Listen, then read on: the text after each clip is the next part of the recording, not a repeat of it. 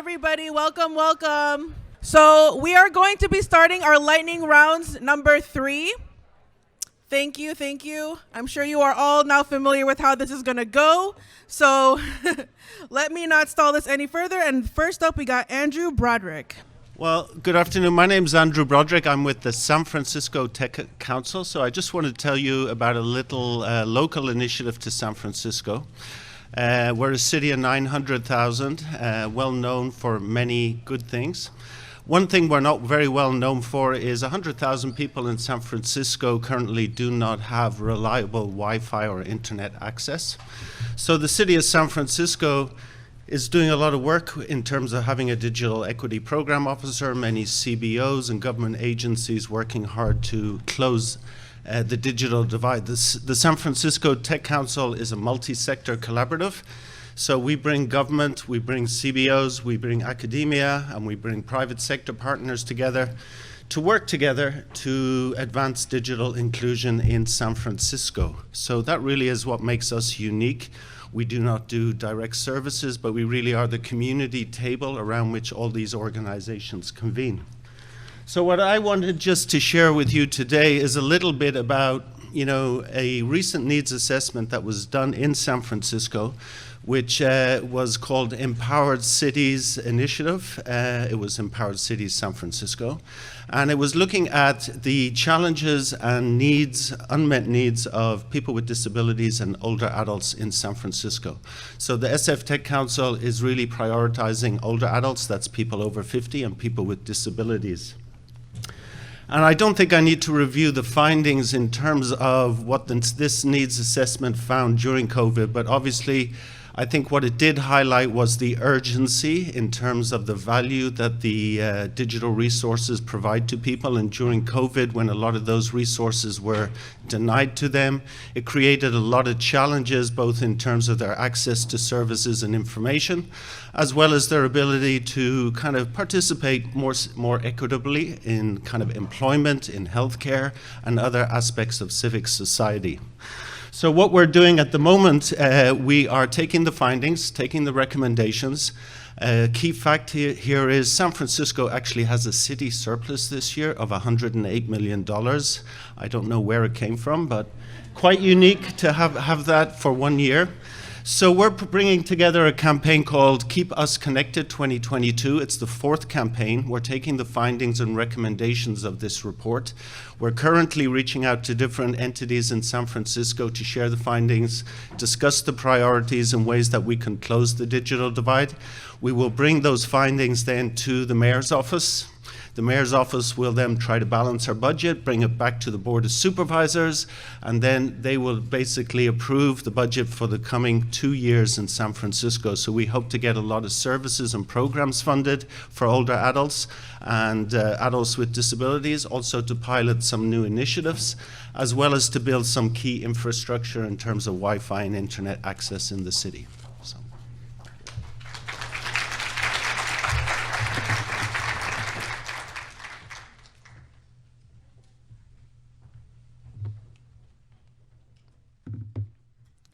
Hello, everyone. My name is AJ Middleton. I'm the Senior Vice President of Programs at Human IT.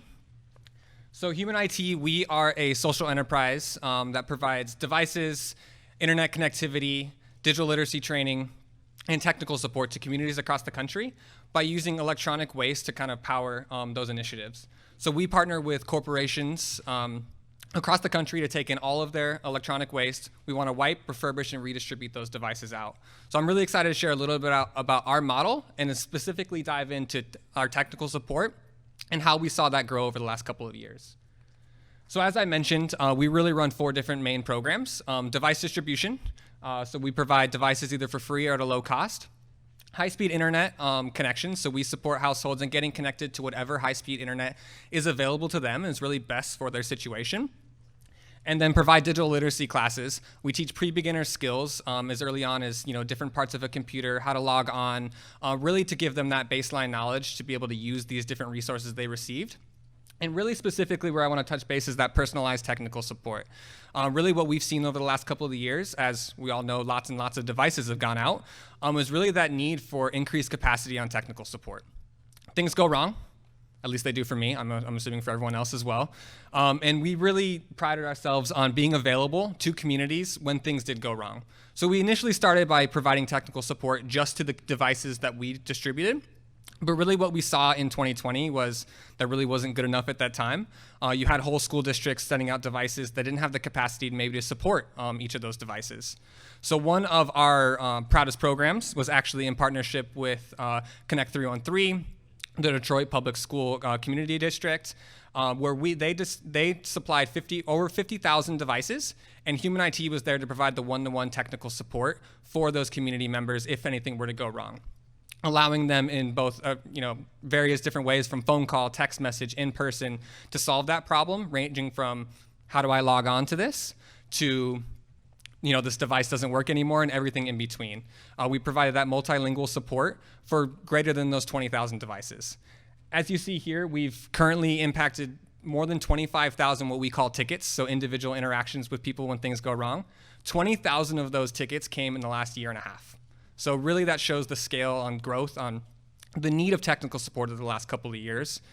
And with that, we've really seen our capacity grow. So I'm here to really provide any support and really ensure that people are thinking about technical support as they're launching things like digital navigator programs, as they're distributing devices.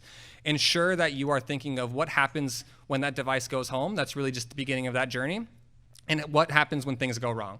So again, my name is AJ. I have other colleagues here as well. If you have any questions, you're launching a similar program, we would love to share our knowledge or see how we can support.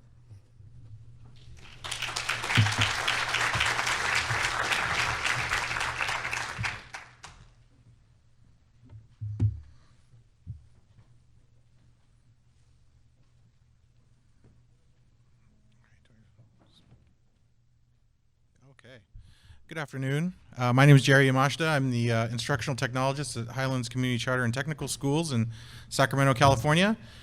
We serve adult learners 22 years of age and older, high school diploma, and CTE and English language development.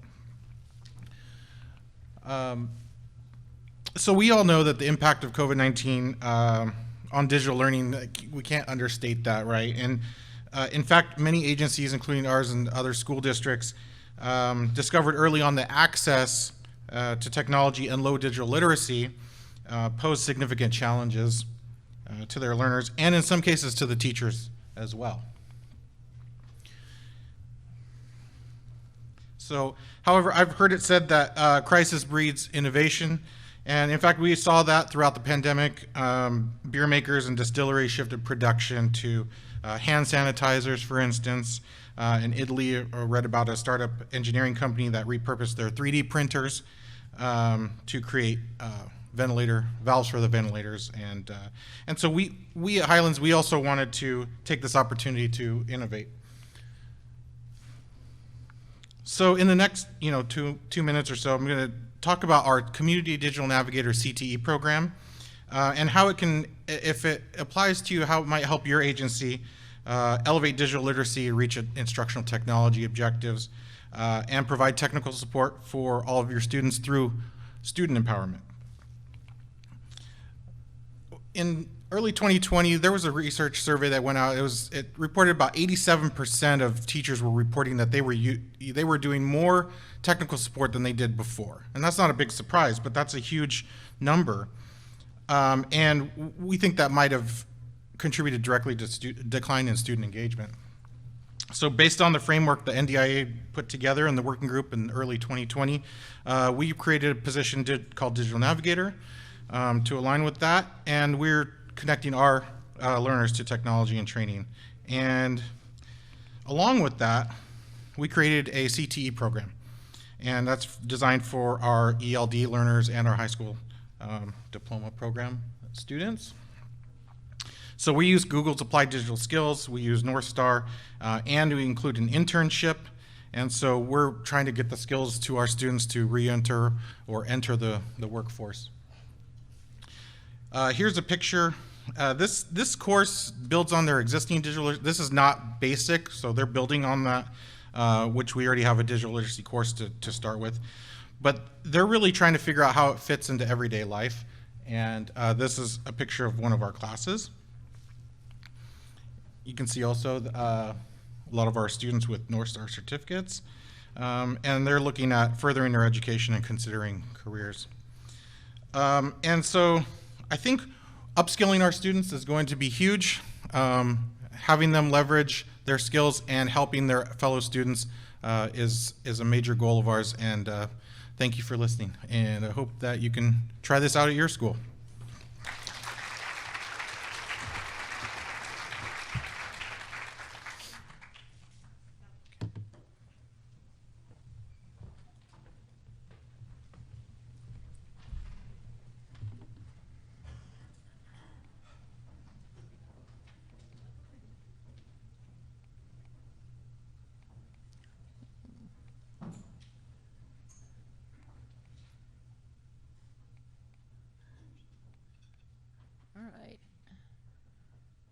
Here we are.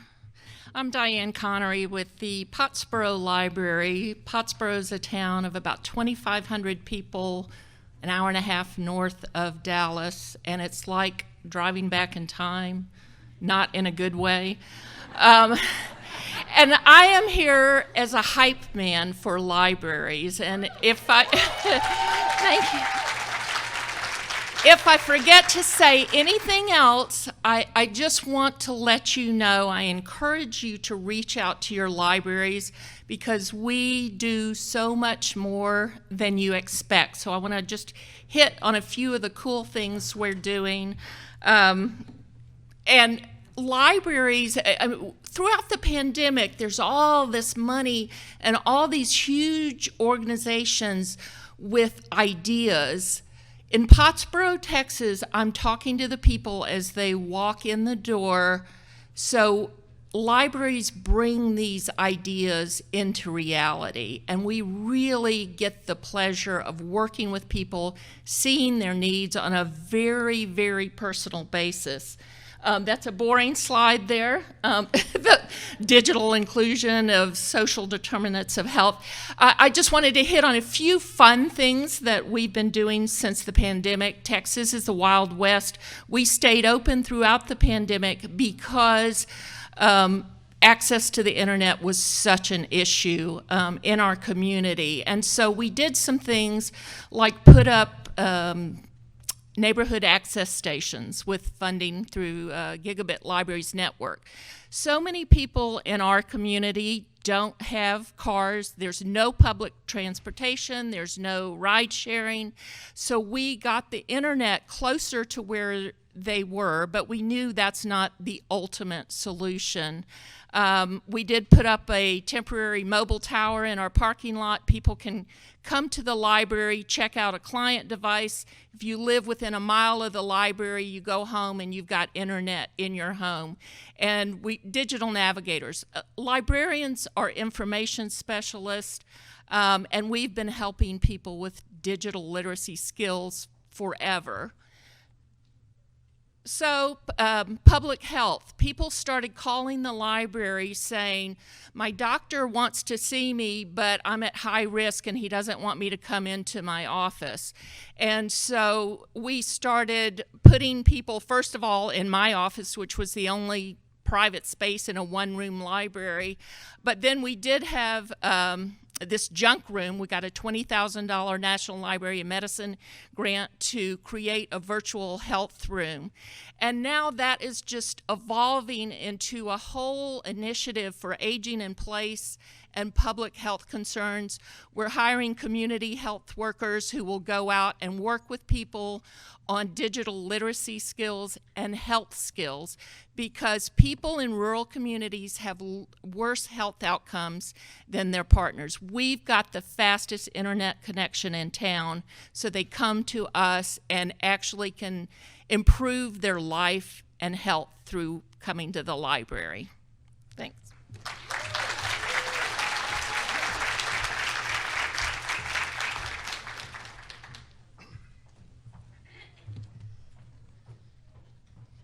My name's Dave Sevick. I'm the Executive Director of Computer Reach.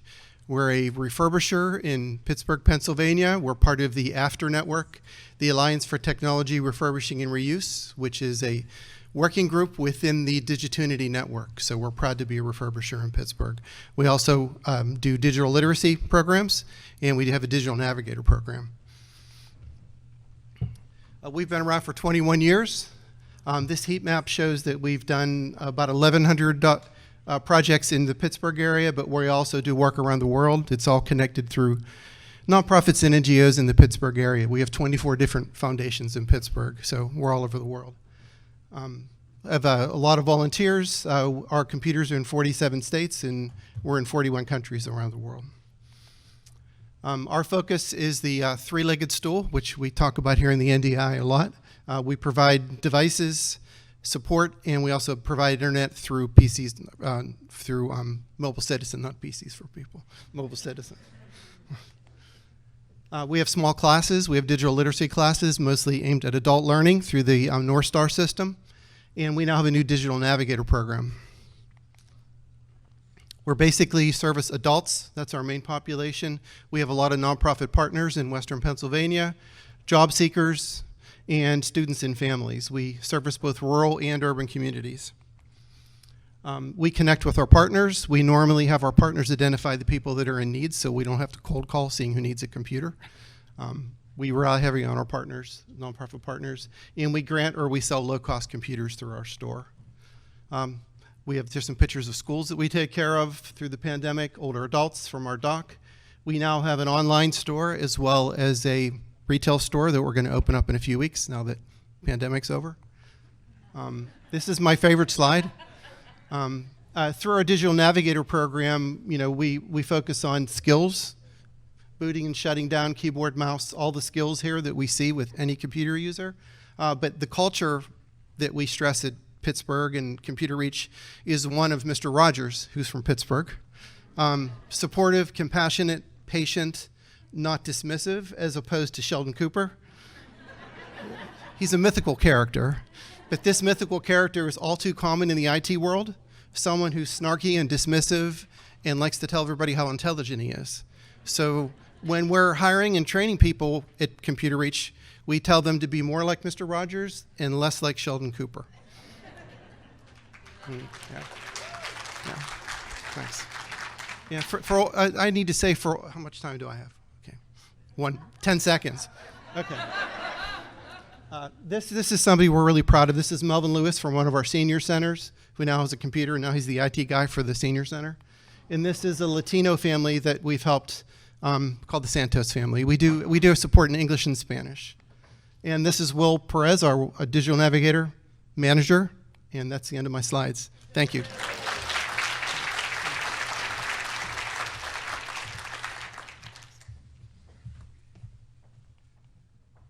Hello, everyone. My name is Bevin Bowersmith. I'm the Ohio Managing Director for PCs for People.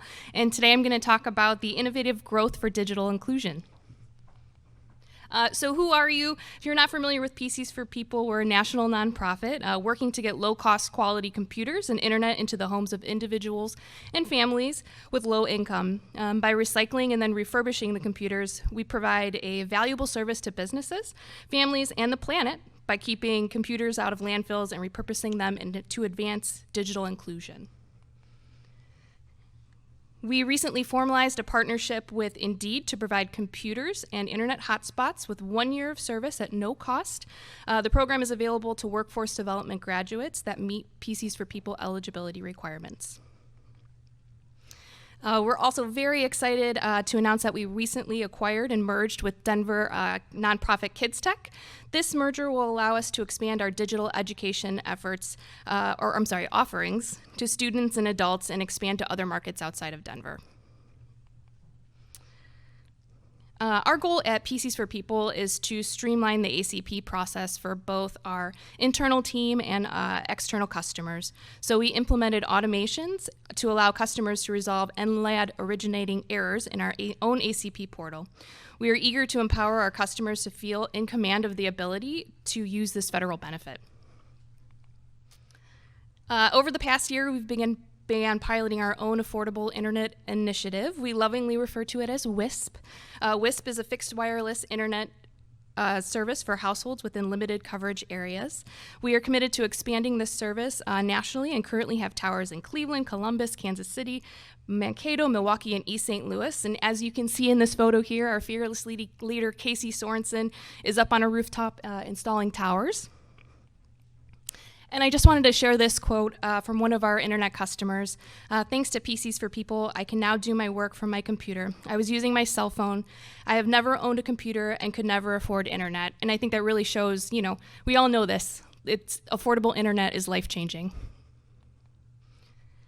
And lastly, as many of you know, we offer tech recycling services. Our work toward digital inclusion is powered through certified e-waste recycling and data destruction. We accept devices from all 50 states with local pickups where each of our market is located. We have a zero landfill policy, are socially responsible, and provide convenient white glove pickup services. If you or anyone you know is interested in recycling with us, you can email us at recycle@pcsforpeople.org. And lastly, I know that was a lot of information, but there's about 8 or 9 of our PCs for People staff here. We'd be happy to talk and talk more about collaboration. And I think this slide says it. Together, we can make digital equity a reality. Thank you.